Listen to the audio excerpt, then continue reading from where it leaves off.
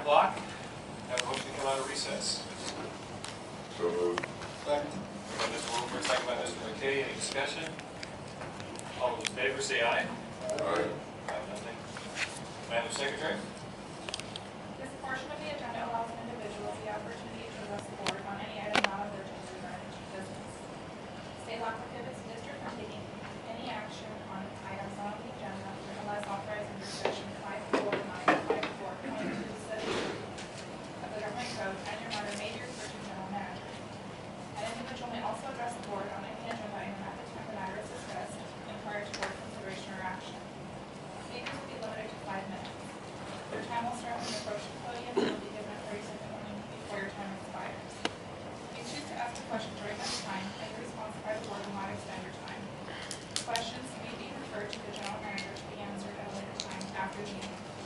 In order to allow for a smooth and orderly meeting and allow each speaker the ability to address the board, disruptions from the audience will not be tolerated and you will be answered. We appreciate your cooperation in this democratic process. Excuse me. I guess we have a couple members from the public now. Either of you want to comment? Not at this moment. Ever anything to say? All right, next item on the agenda then are the minutes. Do I have a motion on M1? Second. Moved by Mr. McKay, seconded by Mr. Shingledecker. Any discussion? All those in favor say aye. Aye. Nothing. Consent calendar CC1, approved check voucher register dated 5/19/5/20. I did have a question on CC1. And that was the, here's that we paid GEI for urban water management plan, but we didn't approve it. Well, it's the process that we're paying. That's not the final payment of the product. We just got the 4th iteration of it back just here a few days ago. And so Brach and John and I are going through that black line to see if they... I actually went down Glendale and spent a whole day down there going over all the mistakes. So... Oh, wow. Yeah. And I had a lot of Post-its in it. And so they cleaned that up, and then we're going to see how clean up it is. And there's some other things that we have to work on as a budgetary thing, see how much conservation you have to put certain conservations in and budget them. We have some in this budget here, and then we just have to delineate it and see how we spread it out in certain programs. Point of order, Mr. President. On the consent agenda item, if you want to ask questions, it should be taken off the consent agenda. While in an open session. Noted. That's a good point. Is there, do I have a motion on CC1?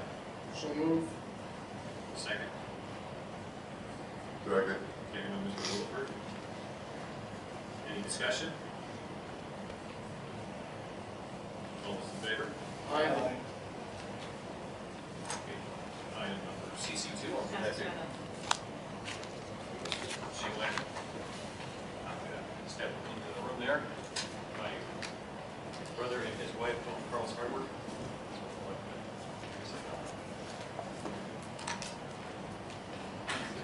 All right, can I get a motion on CC2? Move. Second. Any public comments? Any discussion? For the vote, all in favor? Aye. Quorum, one abstain.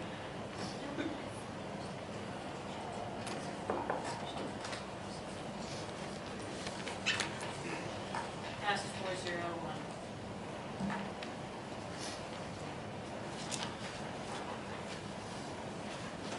Okay, that brings us to new business. And B1, adopt 2017-2018 fiscal year preliminary budget. Presenter Broad Racklebrand and General Manager Rosamond. You want to speak to that first? Yes, thank you. I just wanted to congratulate all the staff for the hard work they've been doing this past year, looking through last year's budget and looking at where we can affect what we need and looking at the future. Because as you know, this is a living document and we want to make sure that we don't. It's better to end up at the end of the year with a little bit of money for foreseen things and end up with not having enough money. So this budget now, unlike the ones that you've had the past few years, this one, when I say that it's balanced, it actually is balanced this time. Where before we balanced them on the back of our reserves, and it was basically eating our reserves to the tune at one point of $100,000 a month. So this budget at the end of the year, we have it balanced, and you can see when Brad presents it, we're going to have a total of restricted reserves for the first time, putting reserves in the different pockets that we've been talking about. 105,370 are proposed, assigned reserves totaling 547,39, and unrestricted reserve totaling 1,080,912. So we're in the black, and we're building those reserves back that were used for so many years.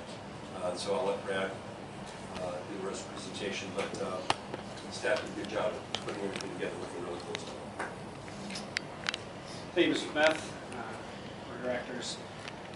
It is an exciting year for the district. This is my 4th budget with the district, and the first of which that is operating in the black.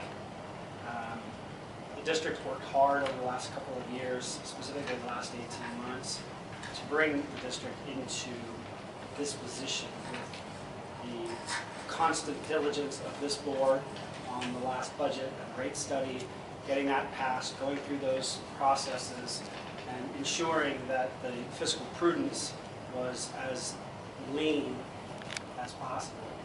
This budget, as Mr. Smith said, is beginning to shore up our reserves that we have exhausted almost completely in the majority of our funds. That said, we're going to be putting together a funding plan once this budget's passed to ensure that we're on our way to succeeding and fulfilling those reserves, so that in the event of debt refunding or an emergency, any kind of weather or other things that puts our system or our community at risk, we'll be in a financial position to take care of that. So without further ado, we'll begin. As always, we go through the timeline and the process. We start this process back in March. Typically we start it in April, but because of the timeline and wanting to get it past this meeting and not the last meeting in June, we started a couple of weeks early. So Lizette and I began on the personnel budget along with some input from other managers. Once that's done, because that's the core, the personnel budget is the core of any institution's budget. It represents anywhere between 50 and 80% of total costs. So we start there because we have to build around it. We can cut other things around it, but the revenues are typically fixed, personnel costs are typically fixed. So we start there and we plug it in, and then we start to build around that skeleton. From there we go through the revenues, we look at the projects we want to do, we look at how much we've spent with each vendor over the last couple of years, we do some trend analysis. We look at all of the ledger line items, how much are we going to spend in repairs and maintenance, how much are we going to spend at the park, how much are we going to spend on water, so on and so forth. And we wrap it up into what we call the fund detail. And from there, the managers get together in either department meetings or one-on-one meetings with me, and we discuss what their needs are at the department level. What's public works going to need? What's administration going to need? What are the ladies? What's customer service going to need? What is management going to need? And from there, we put together the preliminary budget. That was presented to you back last week in our individual meetings when we met to talk about each one, to answer your questions, to kind of give you a high-level detail and have a conversation about the budget in and of itself. And then obviously tonight we're looking to get your approval on this budget. Some of the opportunities and challenges that we addressed this year, obviously the economy has been constantly improving, steadily improving over the last couple of years, and that has helped us in terms of our property valuations, our water rates, people feeling better about their economic status. The drought mandate was eased, so we're not looking at as much of a conservation. We have more time to spend on other things than crunching the numbers to make sure that we're meeting the mandate. We did have the rate increase that went into effect January 1. There is going to be another rate increase that takes place on July 1st, all of which was approved last year through that process, so that's really helped shore up our deficits. Our retirement costs have gone down because of the prudent decision that this board made to pay off our PERS UAL, the unfunded accrued liability. As everybody knows, through GASB 68 was a big financial albatross on every municipal organization's neck. And because you paid it off, we've saved ourselves anywhere between 10 and 12% per year on that cost. So that's helped us considerably. We've continued to retire our debt, and this year we've made the final payment on our investment in the water bank. We were paying $500,000 a year into that investment. We have now completed those payments, and that will no longer be a cost to the district this year, which is a big savings. Some of the challenges we've encountered are the unionization. Park and pool revenues still have not been addressed, and we're looking at those, as you know, through the strategic plan, but they're not in this budget because they don't exist yet. We do have continuing aging infrastructure, as you hear John and Brach speak in their updates. They're typically talking about the number of leaks they're repairing, the types of things they're looking at, and that continues to be a financial burden on this organization in terms of costs. And last, the street lighting in LLAD2, we've been working with Edison off and on for 18 months trying to get an understanding of where the lights are, how many lights there are, what lights are on, what lights are off, what we're supposed to be doing, and what the revenue source for those lights are. So we're hoping to have a better sense of what that looks like this year and as we move forward, but that still has presented the challenges you'll see going forward in Fund 3 of the street lighting budget is still running in a deficit position. So district-wide finances overall, we're looking at an $8.2 million total revenues, $7.7 million expenditures. So a net increase, forgot to change that because last year it was a decrease. Could you explain discretionary revenues, please? Discretionary revenues are anything that are not earned by a specific fund. So, well, the ad valorem tax is the majority. That's what I thought. It's typically about $250,000, and then the additional $2,800 is usually interest revenue that's earned on that discretionary money. We sometimes have miscellaneous revenues such as recycling money or things like that that we just kind of roll up into discretionary funds because they're not being earned or used by a Prop 218 mandated fund. Could you explain, have the ad valorem monies come up this year, and why would they come up? It's based on typical economic trends. It has come up a little bit, but we typically use last year's number and add whatever CPI is, because that's the best indicator of what we're going to get. We don't get those monies until basically a year later. So when your property tax goes up, we get more money, but we don't get it until you pay it. That's what I thought. It's basically based on property tax. So That's exactly what it's based on. So every new home that sells and adds $300,000 to the tax base, that's a little bit more that goes into the ad valorem. So you have two things. You have increases in the economy of your existing property tax base, and then you have new development. And we get the 1% of the 1% of that. It's a very, very small number. So net increase, excuse the typo, about $500,000 district-wide. We'll get through into the details of what that's comprised of. That's a really good number. Last year we had a budget deficit of about $330,000. So the swing from a negative to a positive is quite significant. It's a $400,000 swing. No, it's a $900,000 swing. I'll put a calculator for it in the budget. I'm sorry. That's why I hired you. That's why he's yet confident, better than that. That's right. So we looked at some of the major changes in the revenue base. Customer service charges up $663,000, based almost entirely on the rate. Customer usage charges, same thing. The CSA money, as you know, we. Could you explain customer service charges is water and usage is sewer? Is that pretty much what we're No. So service charges and usage charges are all combined in terms of water and sewer at this level. This is total revenue. Okay. Service is the base fee. Usage is the usage fee. So in other words, if you use more than 3 units of water, you're paying usage. You're paying usage, exactly. Instead of the base rate. Exactly. We divested ourselves of 63.4 and 63.6, so we've lost that revenue for the CSA in Fund 51, so that's down 132,000. Interest income has gone up substantially, mostly because of the improvement in the economy, but also because we have a much larger investment balance because through strategic finance, we've been able to fund the reserves and keep a lower balance in our operating account. Having now the excess to do so, we're not leaving it in a non-interest bearing account so that we can pay the bills anymore and make sure we make payroll. We're putting it away in interest and long-term investments that are earning us a significant return. So, almost $78,000, that's significant. yeah, it pays for all of you plus some. I need to raise. The grants, as you know, the arsenic grant has been completed. It was a $1.5 million grant, $230,000 of which was last year's budgeted amount. We've received all of that, gotten all of it, accounted for all of it. We are applying from, we haven't received all of it. At this point, we are applying for more grants, as you know, but at this time, it isn't prudent to budget things that we don't have. It's kind of like counting your eggs before they hatch, or chickens before they hatch. So at mid-year, once we have better information, we'll go back through and amend the budget should we get some of those grants. At that time, at this time, we have not been approved or awarded any of those grants, and it would not be prudent to include a guess of what they might be at this time. So the revenue trends, as you can see here, at each of the levels, operating revenues, discretionary revenues, restricted revenues, I've put together just a quick little chart so you can see what each one has done over the past 5 years.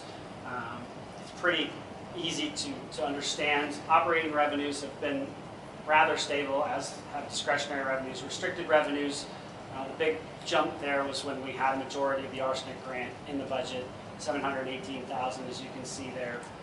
And this year we don't have nearly that at $105,000. Major changes in the expenses year over year. So salaries has gone up a bit due to COLA increases, raises, additional personnel, lifeguards, things of that nature. And as a result, most of the other things that are attached to it, because they're based on the amount of payroll, have gone up as well. Some of the systems and repairs maintenance has gone down. We took out a significant amount of repairs that we had put into the budget last year for the wastewater treatment plant because we've put that to bed for now. We took those expenses out. They're not critical repairs. They would only be necessary should we decide to reinstate the wastewater treatment plant. So we took those out. That was a major cost of $122,000 in savings that we will not be spending this year. I reduced my contract because things have gotten a little bit better and we've made things a little bit easier. So I took out about $25,000 of our contract, about 10%, because things are running really smoothly and I'm not needed here as often. Public affairs has gone up because we've been doing a lot of community outreach. We've also taken out a significant amount of legal fees because, again, things have begun to run rather smoothly. Computer services and consulting went up by about $26,000. We need some new hardware, we're going to need new servers, we're going to need other things that our consultant has recommended that we at least put into the budget. And then office expenses has gone down.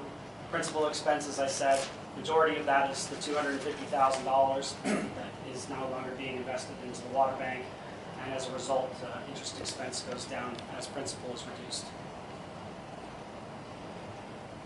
So here's the expense side. As you can see, the personnel expenses have been rather stable over the years, as have the direct operating expenses. General and administrative expenses have fluctuated, and the majority of that is because in the G&A is also the offset to the grant revenues that we get. So when you get $1 million approved and awarded of grant money, you put in $1 million worth of expenses. So it washes to zero, but you have to budget on both sides of it.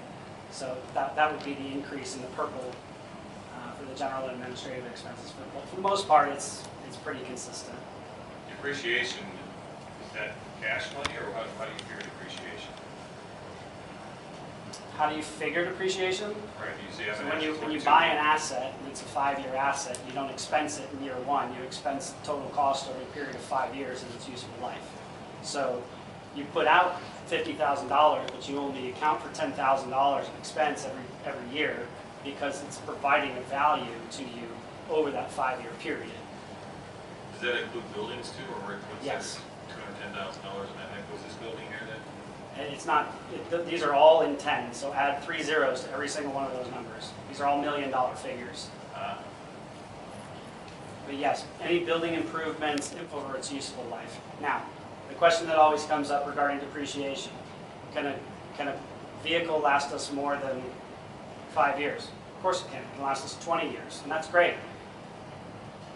The answer to your question really is in regard to the cash outflows. When we buy a vehicle for $50,000, we put out $50,000 in cash, right? But that's why depreciation has to be in the budget, because we have to recover that cost over a period of time. So when we go through the capital budget, as you'll see, what we're going to do, instead of depreciate like the vac truck, for example, is a very large vehicle expense, about $350,000, $300,000. So we don't want to have to lay that out at one time. So we're going to say, all right, well, that one that we own now is being depreciated by X number of dollars every year. And so we're going to take that depreciation money that's been accounted for in this budget, and we're going to put it in the savings account, so when the day comes that we need to buy a new one, we'll have the cash for it. That's what depreciation is. Okay. So I won't get into too much detail in each of the funds, but this is basically all of the revenues and expenses for each fund: water, sewer, parks, street lighting. And you can see just kind of how each one's broken down. What's important to note here is that the net operating surplus or deficit in each fund is really where we want to hit a positive number, which is where we haven't hit positive numbers in the past. So the water fund, as Mr. Smith was saying, was losing about $100,000 a month in operations. And that doesn't count for capital projects, any reserves, adjustments, nothing. So this is a really good sign of an improvement in the water fund. After all of our operating costs, we're still planning on making $177,000. Now, you brought up a good point, President Lansgard, in regard to depreciation. It is a non-cash expense, which means we put out $50,000 for a truck 3 years ago. We're not going to be putting out another $50,000 for that truck. But we are accounting for $10,000 worth of depreciation in that number, right? Which is why it gets added back at the bottom. We're taking 25% of the depreciation figure and we're physically putting cash into a depreciation account so that we have money down the road to buy new capital assets and to do projects. So when we have a surplus of $177,000, we've accounted for $265,000 of capital projects, all of the reserves that we're going to be funding, and we add back 75% of the depreciation to, quote, balance the budget, okay? In prior years, we have those restricted reserves, assigned reserves, and unrestricted reserves have been positive numbers, meaning that we were taking money out of the reserve just to get to zero. This year, we're doing the opposite. When you're dealing with this depreciation, we're getting ready to replace some water lines in the district. We pay for them, we'll be also depreciating them, putting money aside for the future. You bet. You bet. Which should have been done over the years, because then we would have the money to do the replacement, you know, on the things that we've done. You know, there's a great Japanese proverb that says, the best time to plant a tree was 20 years ago, the second best time to plant a tree is now. And that's exactly what we've been doing. Sewer fund, same thing, $410,000 surplus. Capital projects, reserves, depreciation add-back adjustments, balance to zero. Street lighting fund doesn't have a whole lot of activity. We get the dollar, $76,000 service charges plus some interest and some discretionary revenue, maybe some late charges. We have operating expenses. Typically, the majority of that is electricity, obviously. We do have some administrative costs. It does have an internal loan that the board approved 2 years ago that we amortized, and we're paying that off through debt service. This fund does not have any assets. We don't own any of the street lights, so it doesn't have any depreciation. It's realizing a $21,000 loss. It gets a transfer from LL82 to subsidize that loss. And back to my original opportunities and challenges point, we're trying to figure out where each street light is, what zone it's in, what the revenue source is, how much it costs, so that we can balance these things in the future so that it's not getting. But the assumption is that some of the revenues that are going into Fund 4 are really belong to Fund 3. But until we can find out exactly where that is, it's a transfer. We're finally right at that point. We finally, like I told you guys, we have a map now being created, Brach Street map with every street light. NDS is doing an audit with the electrical bills of every street light, every number. We're going to sort it all out. But with the streetlights that have been taken out of those other districts, will that number come down as far as we're actually spending on electricity and light operating? Yep. Would. Same thing with LL82, it's all just streetlights. This one's a little bit simpler because it's on the property tax bill. The county sends us a check every month. It's pretty easy to account for. They do a really good job. They give us the ledgers. We put those numbers in. We know how much it's going to cost. This fund is going to have, in addition to its unrestricted reserves of $76,000, with a transfer between $1,000 to the street lighting fund. Pretty straightforward. Why is there so much administrative cost, general administrative cost? I can get into the details if you'd like, but. I mean, is it because are we still paying out the engineer in the first 2 years, the LED election, or what is that? I'd have to look at the details if you want. That could change over time, I guess.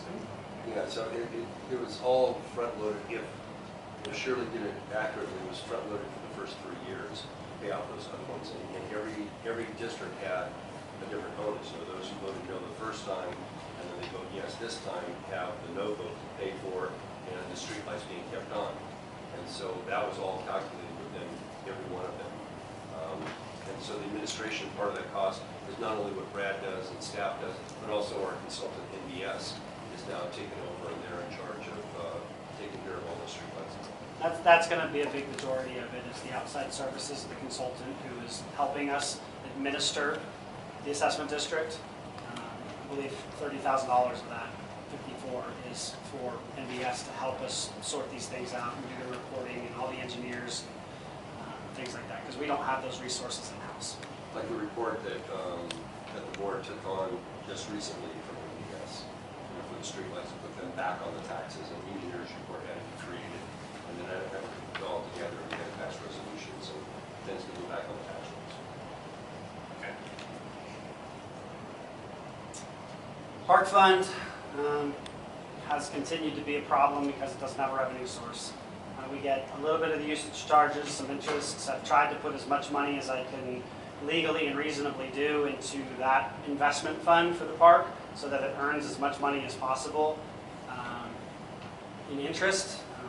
We're grabbing at straws, trying to find revenue sources to subsidize that fund and make it balanced so that we can provide a park and a pool to the community.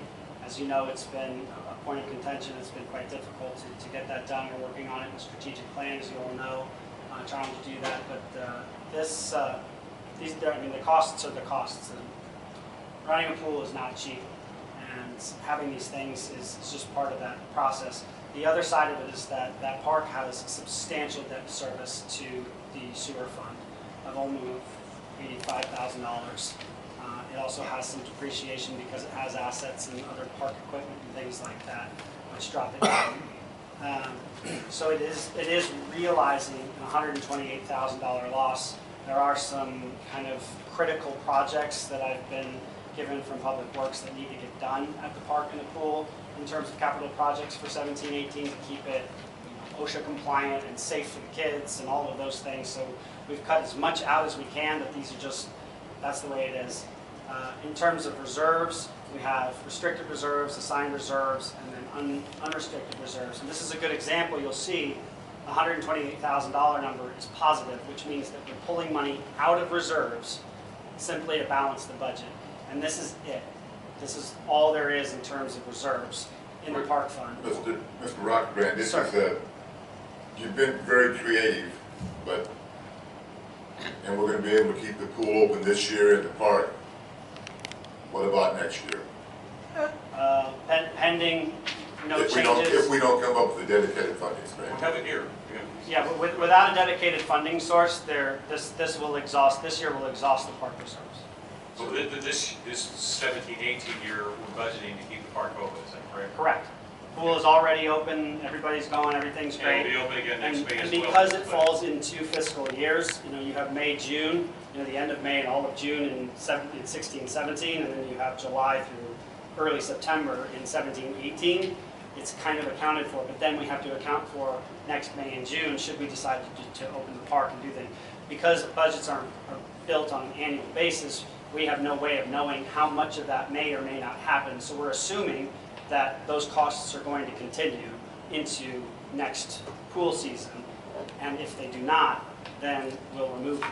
What's missing from here, though, I see a discretionary revenue. Isn't there also a discretionary revenue, a non-discretionary revenue from the West Park homeowners pay in every year, or does that show up? Yeah, that's in there. Is it in there, 3,000, or where is it? That's in the discretionary number. Oh, it's probably So discretionary. we get about 200, I think there's 230,000 of ad valorem, or 250, excuse me. 230 of it goes here because we have to disperse the other for the debt service payments and the funds that you approved the loan for. They didn't have a funding source, so we had to use the discretionary revenue because pursuant to Prop 218, we have to have a revenue, a payback methodology. Then we get an additional 114,000 from the county through CSA 63.5, which is all in that $335,000 number. Did you have a question, sir? Yeah, I got a question. If the park and the pool isn't funded next year, what's that gonna do for our taxes? Are they gonna continue to take our tax money? Yeah. They had in the past. We haven't, that's why we're going through the specific plan. Right. No decisions have been made by the board yet, but the possibility is if we can't have the citizens vote to have a revenue stream to keep the pool open, one of the options is to shut down the park. But Well, then, it's not gonna be maintained. if it's, You're gonna have we're gonna give it a back. citizen riot, I guarantee We're you. going to be giving it back to the county, that would be one thing. And then what the county does with the CSA, or what they do with the pool would be their, their discretion. But we're hoping that we can get some kind of revenue stream in so we can actually fix the park, have a regular program. But as you can see, this is the last year that we have revenues to actually keep it open. And after that, there is no more money. Yeah, well, we've been paying for 20-some years over there in West Park, and Right. we're seeing nothing but deterioration. Right. Okay, and it's disgusting. Right. And, and you've been the manager for a year and a half now, correct? Correct. That's your ballgame. Correct. And I don't appreciate my money being stolen. And that's the way I feel. Okay. The money that comes out for your taxes Right. doesn't even get close to keeping that pool open. Hey. Not even close. But it came out of my money. okay, Absolutely. For 22 years. Absolutely, and the Okay. board has been taking other monies that they could have used for something else and That's trying to not my support- management problem. Okay? If something doesn't float, Yeah, you let it sink. And that thing has been losing money. well, what you said in different words. If it can't float, it's got to sink. So in other words, if we can't get the flotation device, which is a revenue stream, it's going to sink, which means it's going to go back to the county and they can decide what to do with it. Okay. That's one of the options. Any other questions on the park fund? Does it, last year we set aside some depreciation. Is that how we were able to pay for concrete repairs we made? Yeah, we had a little bit of reserve, and we were able to do some of the fixing of the pool to open it up this year. We had to put a new filter sand in. There was some other stuff that needs to be done. And we did the kitty park, we cemented the kitty park. The two, even though it's a little bit jumping ahead, but the CIP plan that we have, even though, and I have to say, the staff did a great job. I don't know how long ago this agency had a 5-year CIP plan, if they ever had one, but it's in the administrative code that we do. So this is going to be the first year in a long time. And you can see the pool is being pushed off. There's two things that have to be done this year for safety, and that is in the CIP, and that's making a wrought iron gate around the kiddie pool. The county said we needed that, and then also for a pool cover, the other pool cover just got deteriorated. So when we cover it, people don't fall in. It's one that can actually bear weight and everything. And you can see all the other things in the pool. The 5-year CIP is hoping that if we get the revenue stream, we can have the money, we can fix the tennis courts, fix the bathrooms, new drinking fountains, new sod. I mean, we can do all these projects and maintain the pool the way it needs to be. So, and that's what this whole strategic plan and Reach Out to the Community is all about. Last but not least, the Park Maintenance Fund, that's Fund 51, that was our CSAs. We've divested ourselves of those, so there is no revenue source anymore. And now at this point, it simply has a debt service payment. It has discretionary revenue, which is the $27,000 of ad valorem money that has to be designated to pay that debt service. And then it has some interest earnings, or nominal amount. Again, we're trying to get as creative as possible so that we can use those discretionary revenues to benefit the community. But at this point, that's the cost of doing business. All of you understand what the debt service was for, right? Every one of the quote-unquote park funds, you know, the different CSAs, running low, you know, of millions of dollars in order to put on the parks program. So now, even though we divested ourselves and gave back the landscaping to the county, we still have to try to pay that debt off because we owe that debt because we borrowed it to do parks and recreation. So debt, the top schedule there is what's due this year. The bottom schedule is what's due in total. We're making great progress on it. We don't have the $250,000 payment. Every year the principal goes down, interest goes down. Principal goes up, interest goes down, which is good for everybody. So it should give you a sense, if you compare year over year where we stood principal-wise, we're making good progress on it. There's no incentive for a municipal organization to pay off its debts early, much like it would be to pay off your car loan or your credit card or your home. There's no value in doing that. The purpose of government is to provide services through issuing debt with a long-term revenue source. So to have debt is not bad for an organization like this. And we have $10 million, as you can see. We have a $8 million revenue base with a $7.7 million expenditure base. So from a debt service coverage perspective, we owe $700,000 and bringing in $8 million.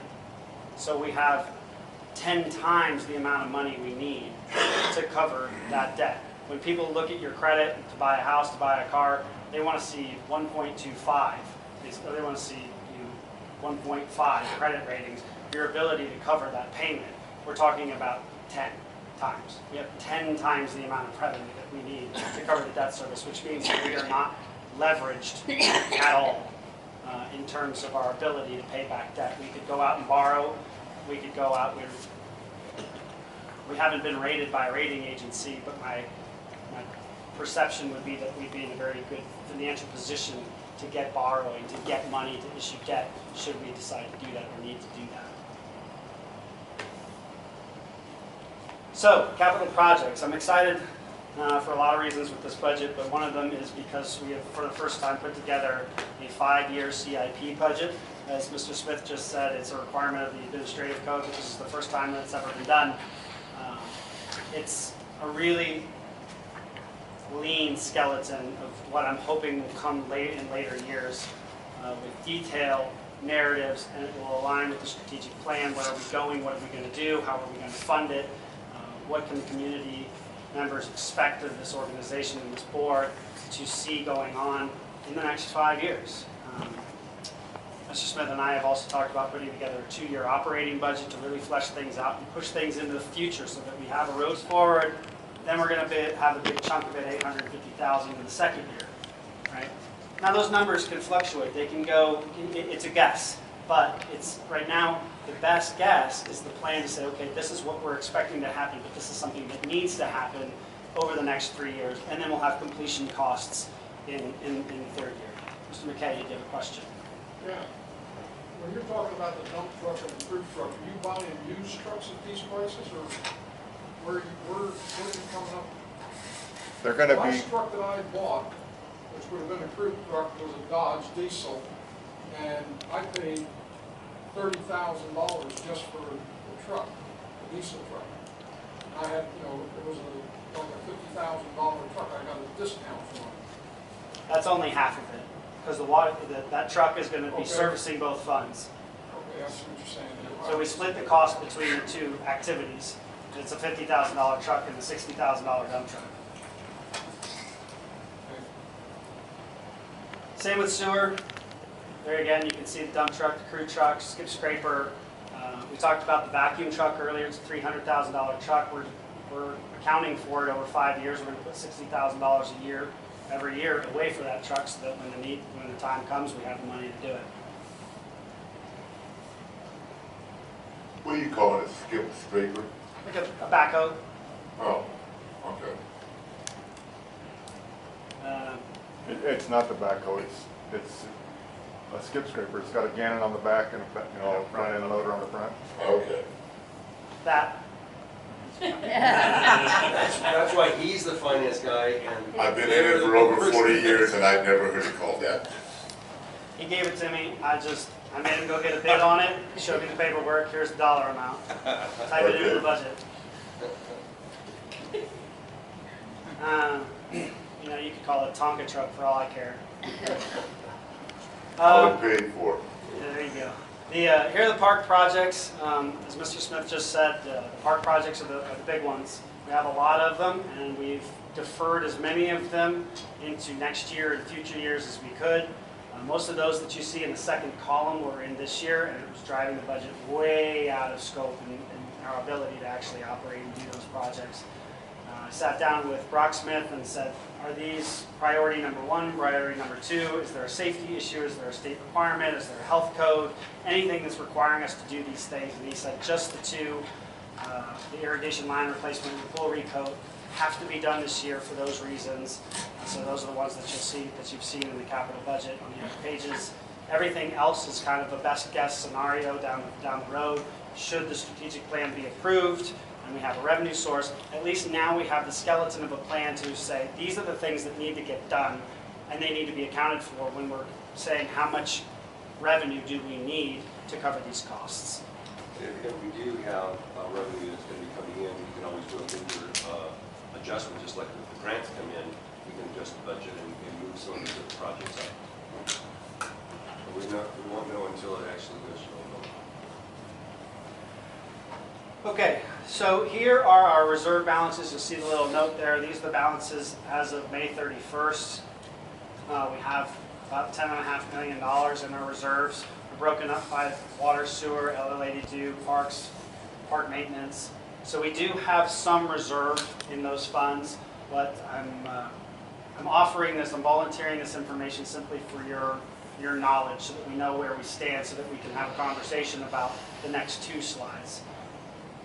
And my understanding is, if you go back, is that because we're not a city, each one of those has to remain separate. In other words, the fact that the park restricted reserve is down to $23,000, or you can't go up to the sewer and say, you know, we're going to borrow your $7 million. Correct. And we can't mix it up. And even if it says unrestricted, that means it's unrestricted within that fund, not unrestricted as a general fund. We can't take and move it to the fund. No. Okay. No, We can't, you have to borrow. Most people don't understand that the community services districts, many of them have just one function. It's a cemetery district, or a water district, or a sewer district. We have 5 functions, or at least 4 functions that are listed there. Yeah, They have to remain separate. You have to think of them as separate businesses. Every single one of them has to be a separate business or a separate CSD, so to speak. Much to your point, it could be a cemetery district, or a water district, or a sewer district. You know, because we're under one organization, we can facilitate several functions. We reduce our administrative costs. That's the point of a CSD. But to your point, they have to be accounted for separately. And the other function that you said, that you were thinking is graffiti abatement, that's actually put within park maintenance. Okay. That's where we take care of that. It's mostly ad valorem money that takes care of it. Just please not be. As Mr. Smith started the presentation with, here are the funding reserves. So this is what we're hoping to do. Now, keep in mind these are all budgeted reserve additions, and you have to keep that in mind. This is not what's actually going to happen. This is what we hope will happen.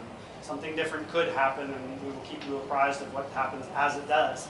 But this is what we're kind of hoping will happen based on the budget that we've put together and presented to you tonight. So an additional $1.8 million in reserves next year.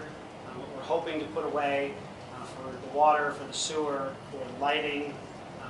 The park reserves, as you'll see there, they have a restricted and assigned. We will not have any additions, obviously, because we're pulling money out of reserves this year to pay for all the activities. But based on the nature of the revenue, it has to be put into a certain type of reserve. So the $12,000 is the 25% of depreciation. So that's being put aside for capital projects for the future. So we account for 100% of the depreciation in the fund, and we move 12,000 of it into an assigned reserve to be used for capital projects. So if there's a leak in the pool, or there's a safety issue, or we need to put up an emergency fence around something, that we'll have money to do that. As long as the park is open and the pool is open, we have to have that money put aside into an assigned category so that we have some cash, because we can't borrow money from the other funds to do it in the event that we need to, because pursuant to Prop 218, we have to have a repayment methodology to borrow money from a Prop 218 restricted fund. And we don't have that in the parks right now. So we wouldn't be able to borrow money to go and do these things. So that's why you see some money going into the park reserves, even though it doesn't kind of make intuitive sense that we're losing money, but we're putting money away. We have to put it based on the nature of the revenue.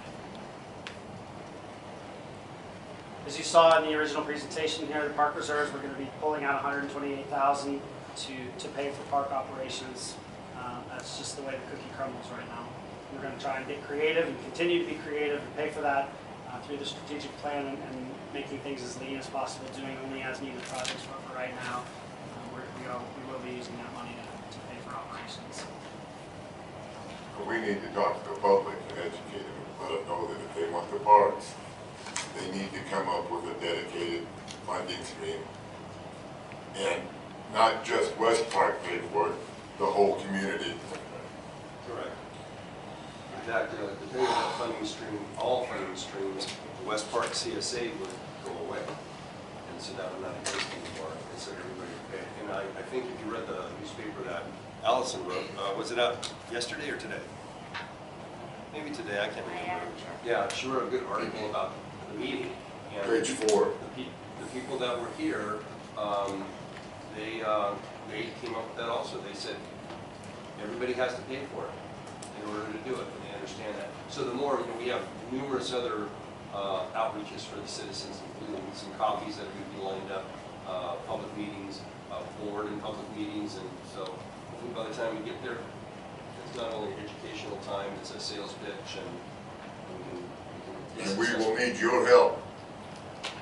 One of the things too, and I think this is true, those who are paying now in West Park, if this all goes through, will actually be paying less yes. than they are now for the same service. Yeah. Well, for more services. For more service, yeah. And that sign on 40th Street will be telling the truth then. The one that says community pool. Yes. Well, it's telling the truth, it isn't put paid for by who.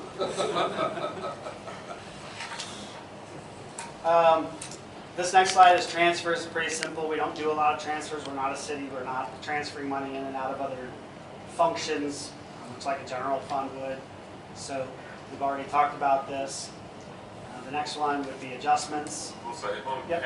LLAD has some arterial laying in it, is what you're saying, and they're transferring some of their money out to pay for that. I'm not saying that. What I'm saying and have said is that we are unclear what type of light is in what area and where it's being charged by SCE and where the money is coming in from the county. And we're doing that reconciliation. We've had trouble, as you know, getting that data from SCE for a long, long time. We now have that file and we're working through it.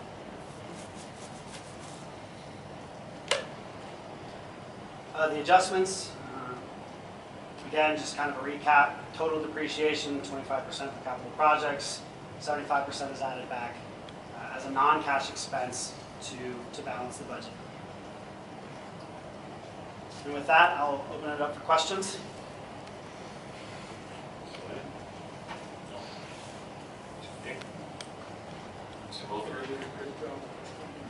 I had some, but you pretty much answered them all. I'm glad, good. Good presentation, good. Congratulations on the budget, it's a good one. Looks like. Thank you.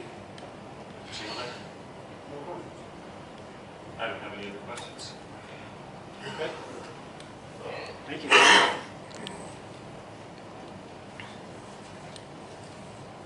And let me say once again what I started off with at the beginning. Congratulations to all the staff that worked so hard. I mean, I think they've gone blind looking at spreadsheets and trying to estimate every single tool and every single thing that is possible.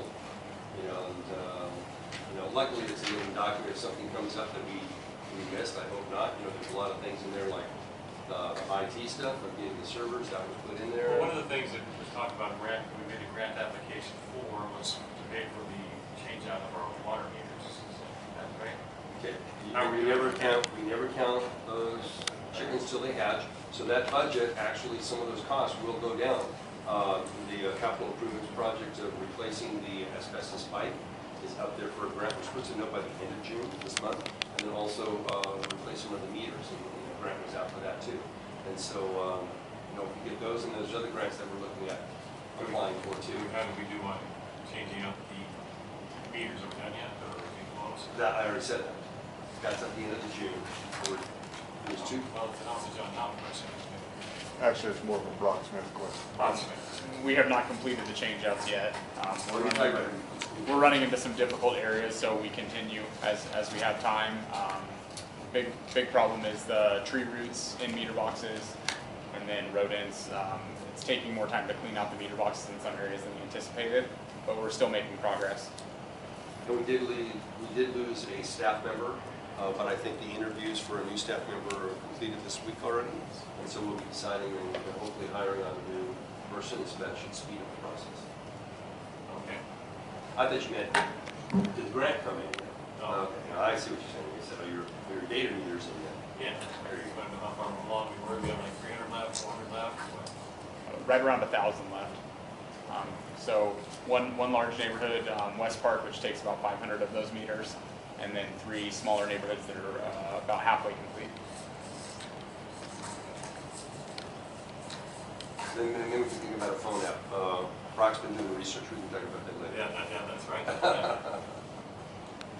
Mr. President, I move to adopt the 2017-2018 fiscal year preliminary budget. Moved by Mr. McKay to adopt 2017-2018 fiscal year preliminary budget. Do I have a second?